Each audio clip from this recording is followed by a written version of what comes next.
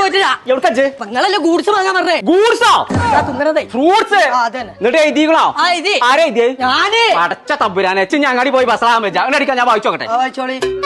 ഒന്ന് മണ്ടിയേരിന്ന്. ആരെ മണ്ടിയേരുന്നു? മന്തിയരി 1 കിലോ ആണ്. തന്നെ നല്ല കയ്യസര എന്റെ വീട്ടില്.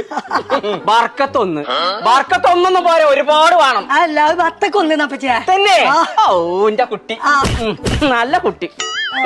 അപ്പിള്ള ഒരു കലം ഇഞ്ചല്ല പച്ചേ, അത് ആപ്പിൾ 1 കിലോ ആണ്. തന്നെ എന്റെ സ്വത്ത് മുത്തിന്റെ എഴുത്താണ്.